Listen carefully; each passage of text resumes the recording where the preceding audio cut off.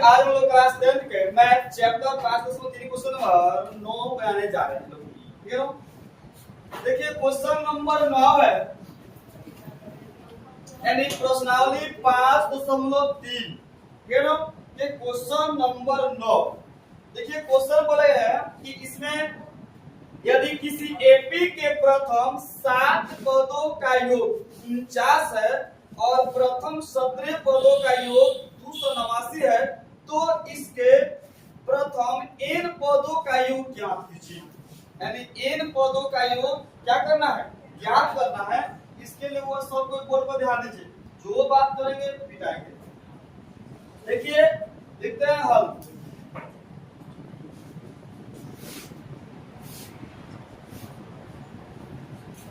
इसमें दिया गया है कि 7 पदों का योग यानी 7 पदों का योग यह दिया गया है कितना, 49 दिया गया है।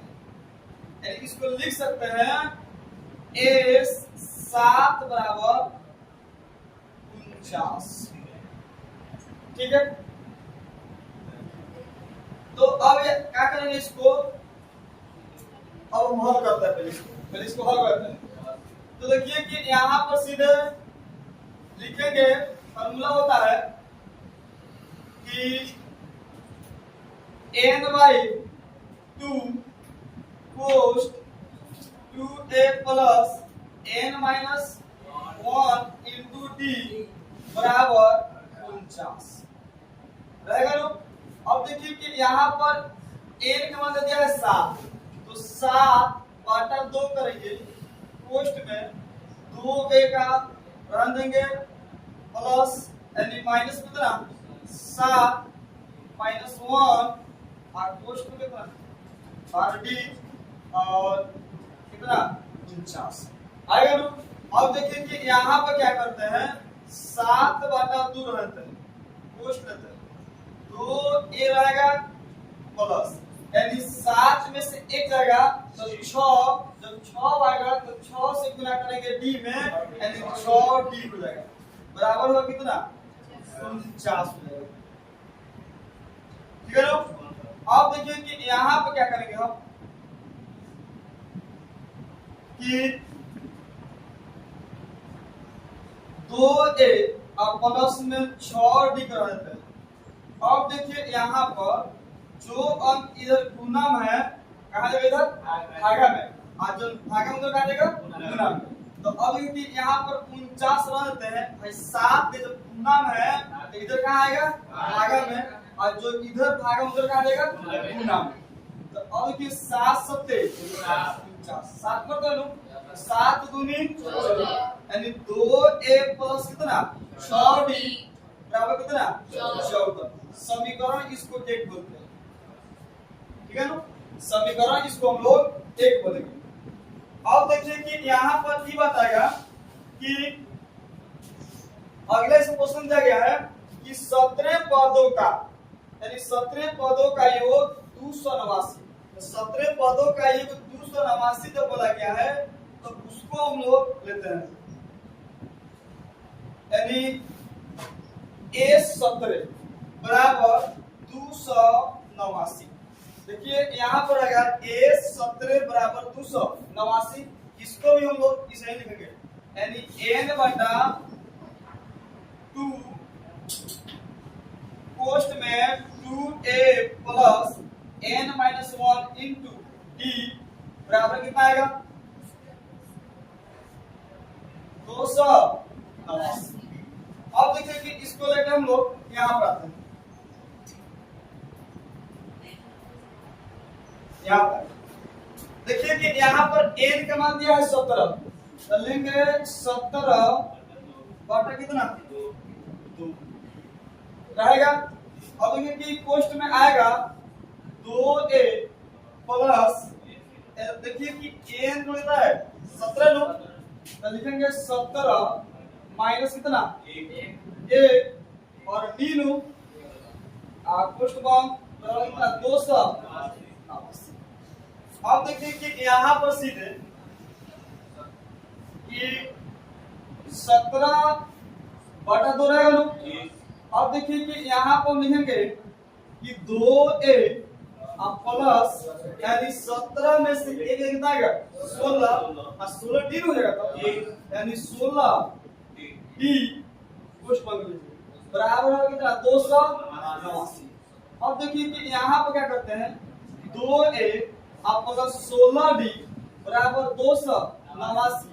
अब देखिए कि यहाँ पर 17 जब गुना में है बराबर के पहले तो उधर कहाँ आएगा भाग में, यानी 17 जाएगा कहाँ पर भाग में और 2 भाग में है बराबर के पहले तो बाद में कहाँ जाएगा ना। तो देखिए 17 कितना होता है 289, यानी 17 होता है 289। तो अब देखिए कि लिखेंगे 2a प्लस 16d बराबर 17 गुना 34, यानी समीकरण कितना हो गया 2। अब देखिए कि समीकरण 1 और 2 से a और d के मान क्या करेंगे ज्ञात करेंगे।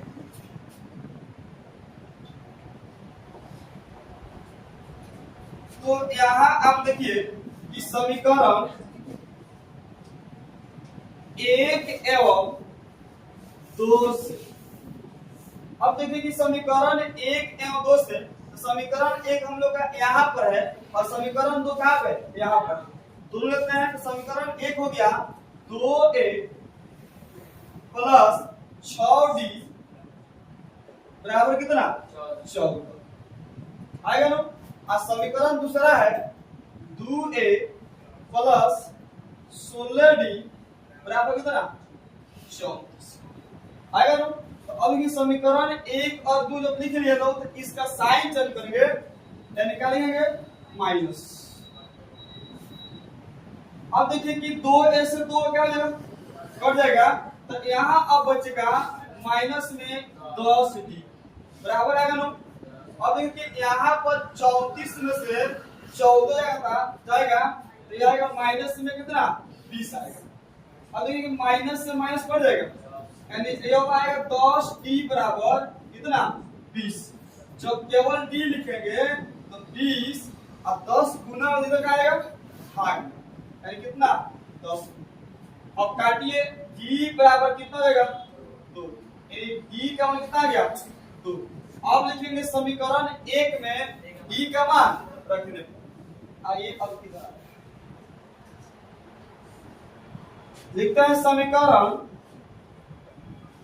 1 में d का मान रखने,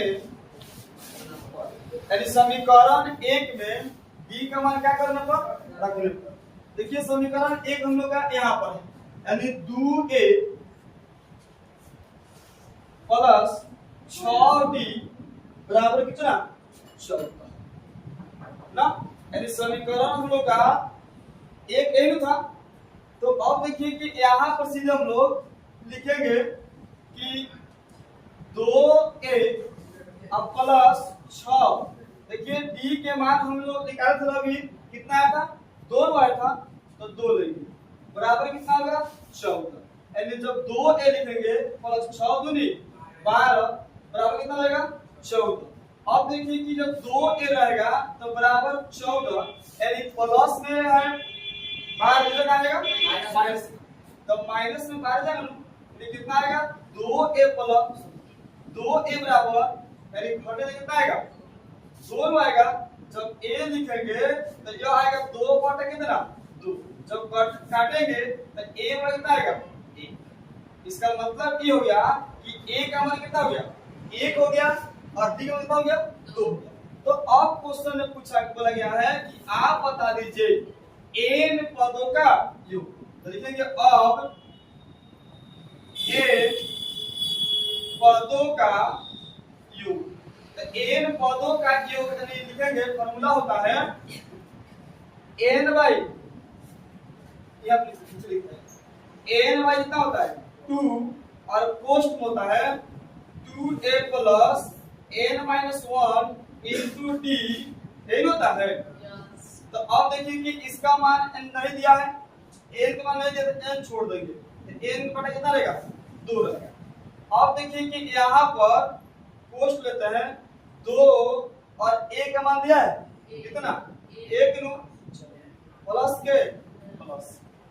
अब देखिए कि यहाँ पर n का मान नहीं दिया गया है, n छोड़ दीजिए, माइनस रहेगा कितना 1 और d कितना दिया है 2 दिया है, 2 ले लीजिए कोष्ट बन गया। अब इसको हम लोग लेके आते हैं ऊपर, यहाँ पर लेके आते हैं, ठीक है ना। देखिए कि अब इसको हम लोग ऊपर लेके आते हैं। देखिए कि यहाँ पर आएगा n बाई कितना 2 रहेगा। अब 2 से गुना करेंगे 1 में तो कितना मिलेगा 2 ना मिलेगा, हो प्लस के प्लस। अब देखिए यहाँ से गुना कराएंगे तो यह आएगा 2n, अब माइनस कितना 2 आएगा ना। अब देखिए कि n बाई कितना 2 रहेगा और कोष्ट में लिखेंगे 2। देखिए हम यहाँ पर लिख सकते हैं कि भाई प्लस में है और क्या है माइनस में, इसको हम काट देंगे, कट गया तो आपस के कोष्ट में क्या 2n और कोष्ट ले लीजिए, क्योंकि प्लस में 2 है और माइनस में 2 है, दोनों का हो गया कट गया तो यहाँ आ गया n बाई 2 और कोष्ट में कितना 2n, क्योंकि यहाँ पर 2 है। अब देखिए कि इसको हम लिख सकते हैं n बटा 2 गुना, इसको लिख सकते हैं 2n। देखिए 2 से 2 काट देंगे लोग, अब देखिए यहाँ बचेगा n गुने कितना n, जब n गुना n बचा है, जब n गुना करेंगे तो यह आएगा n स्क्वायर, यानी अब हम कह सकते हैं कि n पदों का योग कितना है, देखेंगे अतः n पदों का योग कितना n का स्क्वायर, यही हमारा क्या हो गया आंसर, यानी अतः n पदों का योग कितना n का स्क्वायर। इसको आप लोग अच्छा से